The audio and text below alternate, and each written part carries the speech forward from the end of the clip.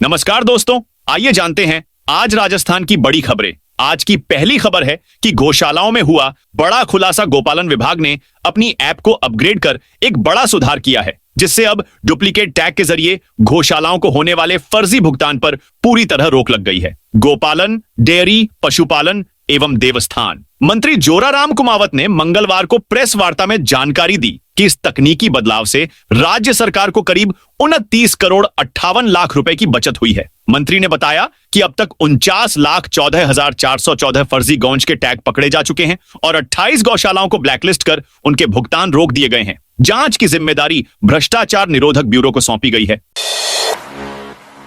कन्हैयालाल हत्याकांड फिल्म का trailer release. Rajasthan के बहुचर्चित कन्हैयालाल हत्याकांड पर आधारित फिल्म उदयपुर फाइल्स का ट्रेलर रिलीज हो गया है। यह फिल्म उस वीभत्स घटना को सिल्वर स्क्रीन पर उतारने की कोशिश है जिसने पूरे देश को झकझोर कर रख दिया था। फिल्म में न सिर्फ उस घटना को दिखाया गया है, बल्कि यह भी दर्शाने की कोशिश की गई है कि आखिर ऐसा कट्टरपंथी सोच का माहौल कैसे बना और उसका समाज पर क्या असर पड़ा।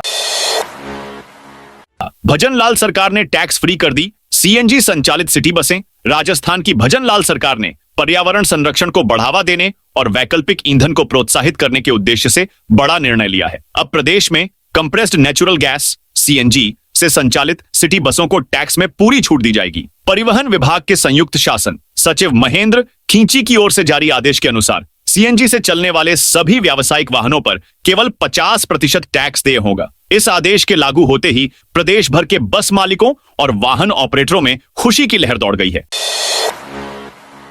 नरेश मीणा केस में 30 जून को होगी सुनवाई। विधानसभा उपचुनाव के दौरान समरावता में एसडीएम को थप्पड़ मारने वाले नरेश मीणा की टोंक के एसएससी एसटी कोर्ट में मंगलवार को वारंट पेशी हुई। आज भी इस मामले में चार्ज बहस के आदेश जारी नहीं हुए, न ही विशिष्ट लोक अभियोजक की ओर से कोर्ट में सुनवाई हुई। न्यायाधीश के छुट्टी पर होने से कोर्ट ने सुनवाई के लिए अगली तारीख 30 जून दी है। बिना लाइसेंस गांवों में खाद बीज बेचा तो खैर नहीं। राजस्थान में गत दिनों से फर्जी खाद बीज को लेकर लगातार कार्रवाई की जा रही है। गत दिनों ही प्रदेश के कृषि मंत्री किरोड़ी लाल मीणा ने कई जगहों पर नकली खाद बीज का भंडाफोड़ भी किया है। इसे देखते हुए राजस्थान में कृषि विभाग ने भी सख्त कदम उठाए हैं। उन्होंने दिशा निर्देश जारी किया है, जिसमें बिना लाइसेंस के गांव में किराने की दुकान, दूध की डेयरी सहित अन्य विक्रेताओं की ओर से किसानों को बीज नहीं बेचने का आदेश दिया है, जिसमें बिना लाइसेंस के बीज बेचना पूरी तरह से प्रतिबंधित कर दिया गया है। अब किराने की दुकानों, दूध की डेयरियों या अन्य अनधिकृत विक्रेताओं को बीज बेचने की अनुमति नहीं होगी।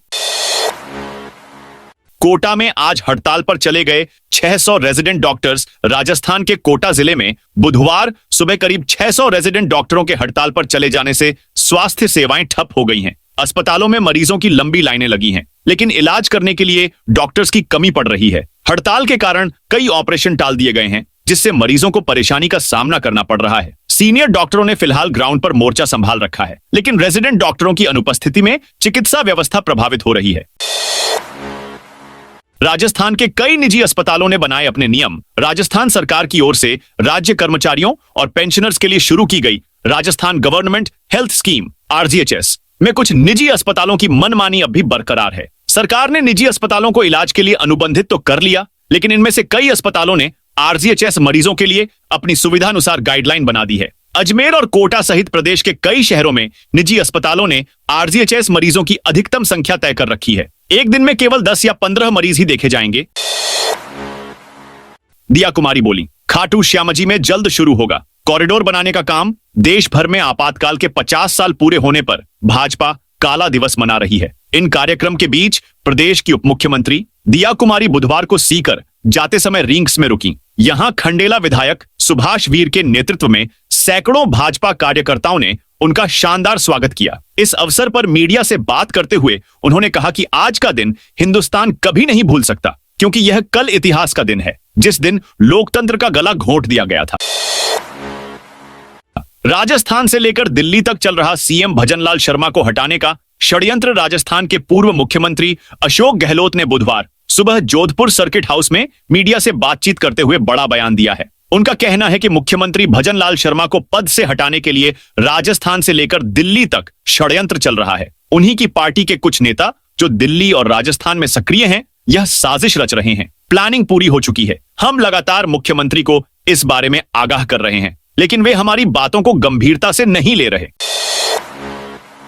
श्री सांवलिया सेठ को भक्तों ने चढ़ाया 10.25 करोड़ का चढ़ावा। राजस्थान के चित्तौड़गढ़ जिले में स्थित सुप्रसिद्ध कृष्ण धाम श्री सांवलिया सेठ मंदिर में मंगलवार को मासिक दान पात्र खोला गया। इस दौरान पहले दिन की गिनती में 10 करोड़ 25 लाख रुपए की दान राशि निकली। मंदिर मंडल सीईओ और प्रशासनिक अधिकारियों की मौजूदगी में राजभोग आरती के बाद दान पात्र खोला गया। त्रिनेत्र गणेश मंदिर मार्ग पर फिर से टाइगर मूवमेंट। सवाई माधोपुर में रणथंभौर त्रिनेत्र गणेश मंदिर मार्ग पर अभी भी खतरा बरकरार है। यहां से बाघिन टी और C4 के तीनों शावकों की शिफ्टिंग हाल ही में कर दी गई थी। इसके बाद श्रद्धालुओं ने राहत की सांस ली थी। लोगों को लगने लगा था कि अब त्रिनेत्र गणेश मंदिर मार्ग से खतरा टल गया है, लेकिन बुधवार को एक बार फिर से यहां टाइगर का मूवमेंट दिखाई दिया, जिससे लोगों की चिंताएं बढ़ गई हैं। यहां लोगों बीच फिर से हादसे की आशंका बनी हुई है। जयपुर में मेधावी छात्राओं को मिली स्कूटी। जयपुर में पंडित दीनदयाल उपाध्याय अंत्योदय पखवाड़ा कार्यक्रम के अंतर्गत मेधावी छात्राओं को स्कूटी वितरित की गई। यह कार्यक्रम आयुक्तालय कॉलेज शिक्षा के निर्देश पर मंगलवार को आयोजित किया गया। महारानी कॉलेज राजस्थान विश्वविद्यालय जयपुर में 43 छात्राओं को स्कूटी दी गई। यह वितरण नोडल महाविद्यालय प्राचार्य प्रोफेसर जय भारत सिंह और महारानी कॉलेज की प्राचार्य प्रोफेसर पायल लोढ़ा के निर्देशन में हुआ।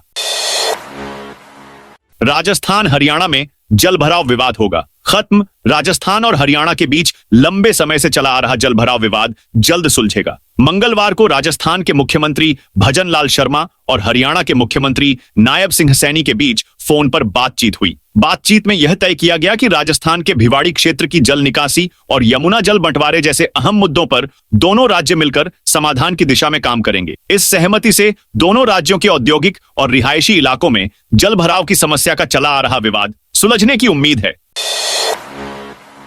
रोडवेज वर्कर्स यूनियन 9 जुलाई को करेगी हड़ताल। Rajasthan roadways workers union C2 की प्रदेश कमेटी द्वारा 9 जुलाई को होने वाली देशव्यापी हड़ताल में शामिल होने का रोडवेज प्रशासन को नोटिस दिया गया। यूनियन के महासचिव किशन सिंह राठौड़ ने बताया कि केंद्रीय श्रमिक संगठन के आह्वान पर 9 जुलाई को देशव्यापी हड़ताल को समर्थन करते हुए C2 द्वारा रोडवेज कर्मचारियों की मुख्य और ज्वलंत मांगों और जनता की मांगों को लेकर हड़ताल में शामिल होने के लिए राजस्थान परिवहन निगम चेयरमैन और MD को मंगलवार को मांग पत्र के साथ नोटिस दिया गया है। साथ ही केंद्र और राज्य सरकार को भी सूचना भेजी गई है। राजस्थान में इन शहरों में भारी बारिश की चेतावनी। राजस्थान में 25 जिलों में बारिश को लेकर अलर्ट जारी किया गया है। मौसम विभाग ने 12, झालावाड़ और कोटा जिलों में भारी बारिश की चेतावनी जारी की है, जबकि अलवर, बांसवाड़ा, भरतपुर, भीलवाड़ा, बूंदी, चित्तौड़गढ़, दौसा, धौलपुर, डूंगरपुर, जयपुर, झुंझुनू, करौली, प्रतापगढ़, राजसमंद, सवाई माधोपुर, सीकर, टोंक, उदयपुर, बीकानेर, चूरू, हनुमानगढ़ और गंगानगर जिलों के लिए येलो अलर्ट जारी किया गया है। हालांकि अजमेर, सिरोही, बाड़मेर, जैसलमेर, जालौर, जोधपुर, नागौर और पाली में फिलहाल कोई चेतावनी नहीं दी गई है। मौसम विभाग के अनुसार 30 जून तक पूर्वी राजस्थान के कोटा, भरतपुर, उदयपुर, जयपुर और अजमेर संभागों में कई स्थानों पर अच्छी बारिश होने की संभावना है। वहीं पश्चिमी राजस्थान के बीकानेर, जोधपुर और चूरू जिलों में भी 26 जून से बारिश की गतिविधियों में तेजी आने के आसार हैं। विद्यार्थियों के लिए जारी हुई रिपोर्टिंग गाइडलाइन। वर्धमान महावीर खुला विश्वविद्यालय कोटा द्वारा आयोजित DLED परीक्षा 2025 के चयनित विद्यार्थियों के लिए रिपोर्टिंग प्रक्रिया संबंधी दिशा निर्देश जारी कर दिए गए हैं। विद्यार्थी पोर्टल से लॉगिन कर अपनी रिपोर्टिंग की स्थिति जांच सकते हैं। इस वर्ष रिपोर्टिंग के दौरान दस्तावेज सत्यापन और प्रवेश की प्रक्रिया को लेकर कुछ अहम बदलाव किए गए हैं, जिनका पालन सभी को अनिवार्य रूप से करना होगा। राजस्थान बनेगा अब विश्व पर्यटन का केंद्र। राजस्थान में पर्यटन क्षेत्र को नई ऊंचाइयों पर ले जाने की दिशा में राज्य सरकार ने व्यापक योजना पर काम शुरू कर दिया है। राजस्थान का चटकीला रंग, समृद्ध कला संस्कृति और वीरता से भरा इतिहास देश दुनिया के पर्यटकों को आकर्षित करता है, जिसे और अधिक प्रभावी मार्केटिंग से विश्व स्तर पर पहचान दिलाई जा सकती है। प्रदेश के प्रमुख पर्यटन स्थलों पर आधारभूत सुविधाओं के विकास के लिए परियोजनाएं तैयार की जाएंगी। इसके साथ ही पर्यटकों की संख्या और गतिविधियों का व्यवस्थित डेटा संग्रहण करने के लिए एक विशेष मोबाइल ऐप या सॉफ्टवेयर विकसित करने की योजना भी प्रस्तावित है। CMHO ने सरकारी अस्पताल के 4 डॉक्टर को जारी किए नोटिस। राजस्थान सरकार हेल्थ स्कीम RGHS में फर्जीवाड़े के मामले में सरकारी चिकित्सा संस्थानों के 4 चिकित्सकों को सीएमएचओ की ओर से नोटिस जारी किया गया है। सीएमएचओ डॉ योगेंद्र शर्मा ने बताया कि जांच में आरजीएचएस के तहत मरीजों को अनावश्यक रूप से बार बार दवाएं लिखने की बात सामने आई थी। इस मामले में सामान्य अस्पताल के वरिष्ठ चिकित्सा अधिकारी डॉ नरसीलाल पचौरी और शहरी प्राथमिक स्वास्थ्य केंद्र शिवाजी पार्क के डॉ रतनलाल बैरवा को कारण बताओ नोटिस जारी किया गया है। राजस्थान में अच्छी बारिश की शुरुआत के साथ बढ़ी डीएपी खाद की मांग। राज्य में अच्छी बारिश की शुरुआत के बाद सभी जिलों में किसान फसलों की बुवाई में जुट गए हैं। इस दौरान किसानों की ओर से सबसे अधिक डिमांड डीएपी खाद की हो रही है। कई जनप्रतिनिधि अपने जिलों को अधिक डीएपी दिलाने के लिए कृषि विभाग पर दबाव बना रहे हैं। जानकारी के अनुसार उर्वरक एवं रसायन मंत्रालय ने जून माह के लिए राजस्थान के लिए 1,10,000 मीट्रिक टन डीएपी खाद का आवंटन किया है। इसमें से कृषि विभाग को पहली खेप 42,618 मीट्रिक टन की मिल चुकी है, जबकि अच्छी बारिश के बाद किसानों की ओर से एक साथ बुवाई शुरू करने से मांग 3 गुना बढ़ गई है। कृषि विभाग के अधिकारियों का कहना है कि केंद्र सरकार से जो आवंटन प्राप्त हुआ था उसकी आपूर्ति जिलों के लिए भेज दी गई है। खाद का कोई संकट नहीं है।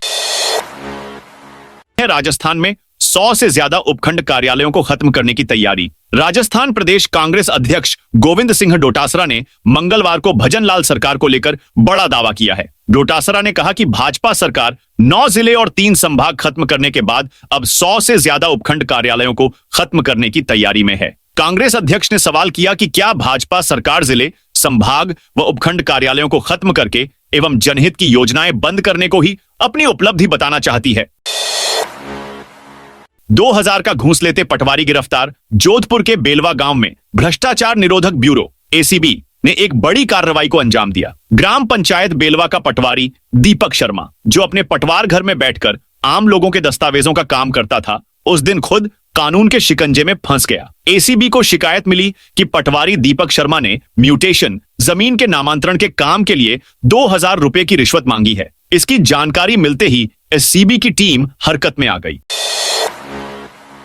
कांग्रेस नेता का धारीवाल पर बड़ा आरोप। कोटा कांग्रेस में इन दिनों बवाल मचा हुआ है। शहर कांग्रेस जिलाध्यक्ष रविंद्र त्यागी का कोटा उत्तर से कांग्रेस विधायक शांति धारीवाल पर दिया गया बयान वायरल हो गया है, जिससे सियासत गर्मा गई है। पूर्व मंत्री धारीवाल के खास माने जाने वाले त्यागी इस वायरल वीडियो में लोकसभा चुनाव 2024 में कोटा बूंदी सीट पर शांति धारीवाल के कांग्रेस के खिलाफ काम करने की बात कह रहे हैं, जिससे पार्टी प्रत्याशी प्रहलाद गुंजल को हार का सामना करना पड़ा। वीडियो में त्यागी कहते नजर आ रहे हैं कि चुनाव में कांग्रेस नेताओं पर कई तरह के दबाव आए थे और कांग्रेस नेता बिक गए थे। राजस्थान के लाखों अभ्यर्थियों को सुप्रीम कोर्ट से मिली बड़ी राहत। राजस्थान में स्कूल लेक्चर एंड कोच प्रतियोगी परीक्षा 2024 को लेकर सुप्रीम कोर्ट ने मंगलवार को बड़ा फैसला सुनाया है। कोर्ट ने परीक्षा की तारीखों को यूजीसी नेट जून 2025 परीक्षा से टकराव के आधार पर चुनौती देने वाली याचिका पर कोई अंतरिम राहत देने से इनकार कर दी। इसके साथ ही राजस्थान लोक सेवा आयोग आरपीएससी को तय कार्यक्रम के अनुसार परीक्षा आयोजित करने की अनुमति मिल गई है। इस मामले की सुनवाई जस्टिस के वी विश्वनाथन और जस्टिस एन कोटेश्वर सिंह की बेंच के समक्ष हुई। 17 याचिकाकर्ताओं की ओर से एडवोकेट ऑन रिकॉर्ड अलख आलोक श्रीवास्तव ने याचिका दायर की थी। याचिका में मांग की गई थी कि यूजीसी नेट 25 से 29 जून 2025 से तारीख टकराव के चलते आरपीएससी परीक्षा को पुनर्निर्धारित किया जाए। मूसलाधार बारिश से बारां में बाढ़ जैसे हालात। 2 दिन तक झमाझम बारिश के दौर के बाद मंगलवार को जिले में मौसम साफ रहा। हालांकि सुबह से ज्यादातर इलाकों में बादल ही छाए रहे। इस बीच सुबह बारां शहर में थोड़ी देर के लिए मूसलाधार बारिश हुई। दिन भर जिले में मौसम साफ रहने से लोगों ने राहत की सांस ली। हालांकि देर शाम बारां शहर सहित कई स्थानों पर फिर से मूसलाधार बारिश शुरू हो गई। इससे सड़कों पर पानी बह निकला और तापमान में 4 डिग्री की कमी दर्ज की गई। इससे पहले मंगलवार को अधिकतम तापमान 34 और न्यूनतम तापमान 29 डिग्री सेल्सियस दर्ज किया गया। पिछले 2 दिनों से जिले में बादलों ने डेरा डाल रखा है। जयपुर के रिहायशी इलाके में दिखा लेपर्ड। जयपुर के विद्याधर नगर इलाके में एक बार फिर आवासीय इलाके में लेपर्ड का मूवमेंट नजर आया है। मंगलवार शाम विद्याधर नगर के सेक्टर 8 के एक घर की छत पर लेपर्ड नजर आया। इसके बाद वन विभाग की टीम ने मौके पर पहुंचकर सर्च ऑन ऑपरेशन शुरू किया, लेकिन करीब 5 घंटे के सर्च ऑन ऑपरेशन में विभाग को लेपर्ड का कोई सुराग नहीं मिला। दरअसल जयपुर के विद्याधर नगर क्षेत्र में सेक्टर 8 स्थित ज्ञान ज्योति स्कूल के पीछे एक लेपर्ड का मूवमेंट बना हुआ है। मंगलवार शाम लेपर्ड डी ब्लॉक में एक मकान की छत पर दिखाई दिया, जिससे पूरे इलाके में अफरा तफरी मच गई। जोधपुर में गहलोत को नहीं करने दिया स्कूल का उद्घाटन। पूर्व मुख्यमंत्री अशोक गहलोत को जिला प्रशासन ने स्कूल का लोकार्पण करने से रोक दिया। गहलोत को शहर के एक स्कूल की बिल्डिंग का 27 जून को उद्घाटन करना था। इसकी जानकारी उन्होंने सोशल मीडिया पर शेयर की थी। बाद जोधपुर जिला प्रशासन ने जानकारी दी कि उद्घाटन शिक्षा मंत्री मदन दिलावर से करवाया जाएगा। विवाद बढ़ा तो बुधवार को पूर्व मुख्यमंत्री ने कहा कि हमने प्रोग्राम ही कैंसिल कर दिया है। राजस्थान में मिले महाभारत काल के अवशेष खजाना। राजस्थान में भरतपुर से करीब 37 किलोमीटर दूर डीग जिले के बहज गांव में भारतीय पुरातत्व सर्वेक्षण ASI को बड़ी कामयाबी मिली है। साल 2024 में बहज गांव में 4 महीने तक चली खुदाई और सर्वे में मिले पूरा अवशेष को लेकर अब ASI का दावा है कि यहां 3500 से 1000 ईसा पूर्व पुरानी सभ्यता के अवशेष मिले हैं। पुरातत्व शोधार्थी पवन सारस्वत ने दैनिक भास्कर को बताया, बहज गांव में एक पुरानी नदी के चैनल की खोज की है। गांव में 23 मीटर की गहराई पर एक प्राचीन नदी तंत्र पैलियो चैनल मिला है। इतिहासकार इसे आर्गवेद में वर्णित सरस्वती नदी से जोड़कर देख रहे हैं।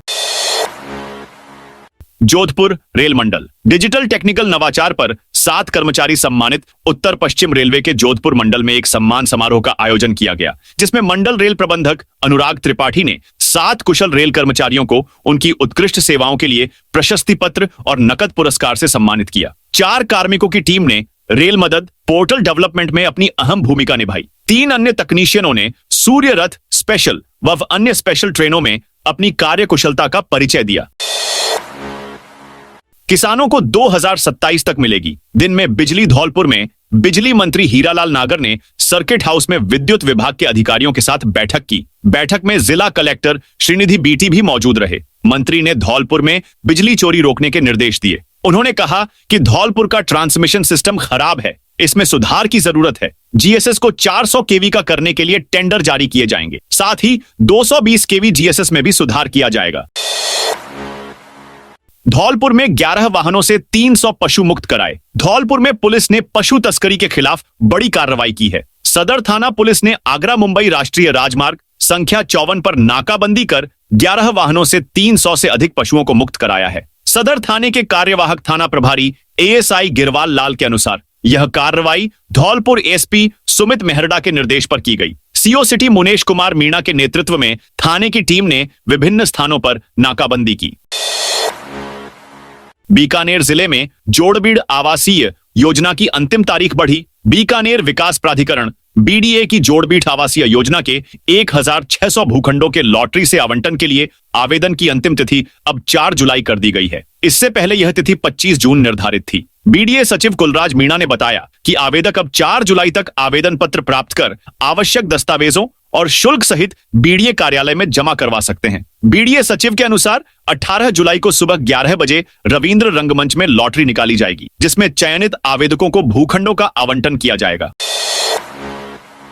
बीसलपुर बांध में तीसरी बार बढ़ा जलस्तर। टोंक जिले में स्थित बीसलपुर बांध के भराव क्षेत्र में हुई बारिश के बाद जलस्तर इस सीजन में तीसरी बार बढ़ा है। बुधवार को बांध का जलस्तर 2 सेमी बढ़कर 312.52 रिलीजन मीटर हो गया है, यानी बांध में 2 सेमी पानी की आवक हुई है। इसी के साथ बीसलपुर बांध में 20.148 TMC पानी है, जो कि कुल भराव का करीब 52% पानी है। रोडवेज बसों में यात्रियों को मिलेगी बेहतर सुविधा। राजस्थान राज्य पथ परिवहन निगम ने झालावाड़ डिपो में मेरी बस मेरी जिम्मेदारी अभियान की शुरुआत की है। इस अभियान के तहत डिपो की 16 बसों की मरम्मत का काम पूरा किया गया है। प्रबंधक संचालन प्रतीक मीना के अनुसार मरम्मत की गई बसों में 2020 मॉडल की 14 और 2017 मॉडल की 2 बसें शामिल हैं। इन बसों में इंजन की रिपेयरिंग, नई सीटें लगाने, सीट कवर बदलने, gear lever adjustment, wiring, denting painting और फायर फाइटिंग सिस्टम को दुरुस्त किया गया है। रेजिडेंट आज से पेन डाउन हड़ताल पर। अजमेर जेएलएन हॉस्पिटल में रेजिडेंट डॉक्टर आज से पेन डाउन हड़ताल पर है। उदयपुर मेडिकल कॉलेज में वाटर कूलर में करंट की चपेट में आने से रेजिडेंट डॉक्टर की मौत के बाद से रेजिडेंट्स में गुस्सा है। वे जिम्मेदारों पर कार्रवाई और परिवार को न्याय दिलाने की मांग कर रहे हैं। सरकार से सकारात्मक वार्ता नहीं होने पर आज से हड़ताल पर है। गौशालाओं में फर्जी भुगतान पर लगेगी रोक। अब नया नियम राजस्थान में। अब डुप्लीकेट टैग के जरिए गौशाला पर दोबारा अनुदान राशि उठाना संभव नहीं होगा। गोपालन विभाग ने गौशालाओं से जुड़े फर्जीवाड़े पर नकेल कसने के लिए अपने ऐप में बड़ा तकनीकी सुधार किया है। मंत्री जोराराम कुमावत ने कहा कि पूर्ववर्ती सरकार के समय गौवंश की संख्या बड़ा चढ़ाकर बताकर करोड़ों रुपए का फर्जी भुगतान उठाया गया था। जांच के बाद जैसलमेर जिले की 28 गौशालाओं को दोषी पाते हुए उन्हें ब्लैकलिस्ट किया गया है। अब गौशालाओं को समय पर भुगतान सुनिश्चित करने के लिए विभागीय ऐप में व्यापक तकनीकी बदलाव किए गए हैं। इसके चलते नवंबर 2024 से मार्च 2025 तक के 150 दिनों की बकाया करीब 811 करोड़ रुपए की अनुदान राशि जारी की जाएगी। गोपालन मंत्री ने बताया कि विभागीय जांच में अब तक 49,314 डुप्लीकेट टैग वाले गौवंश चिन्हित किए गए हैं। बीएड कॉलेजों को लेकर आरटीआई में खुलासा। प्रदेश के 2 बीएड कॉलेजों को लेकर आरटीआई में शिक्षा विभाग ने माना कि दोनों सरकारी बीएड कॉलेज उनके अधीन नहीं है। बावजूद इसके शिक्षा विभाग सिर्फ बिल्डिंग के कारण इन दोनों कॉलेजों को छोड़ना नहीं चाहता। बचाने के लिए न सिर्फ अपना स्टाफ लगाया बल्कि यहां एनएटीटी कोर्स भी शुरू कर दिया। दरअसल बीकानेर के सरकारी बीएड टीटी कॉलेज की मान्यता रद्द हो गई, इसलिए वहां एडमिशन नहीं हो रहे। इसकी वजह कि यहां जो स्टाफ है वो स्कूली शिक्षा स्तर का है। नक्शे के विपरीत निर्माण और अवैध गतिविधि पर रीरा सख्त। रियल एस्टेट रेगुलेटर अथॉरिटी रीरा ने बहुमंजिला इमारतों में नक्शे के विपरीत निर्माण और अवैध गतिविधि के एक मामले में आदेश दिया है। रीरा ने बिल्डर्स पर 5 लाख रुपए की पेनल्टी भी लगाई है। जयपुर शहर में एक बहुमंजिला इमारत में नियम विरुद्ध अवैध व्यावसायिक निर्माण के खिलाफ रेरा ने यह आदेश जारी किया है। रेरा ने नक्शे के विपरीत गतिविधि बंद करने के भी आदेश दिए हैं। तो दोस्तों, यह थी आज राजस्थान की बड़ी खबरें। आप इस वीडियो को कौन से जिले से देख रहे हैं, उस जिले का नाम जरूर बताइए।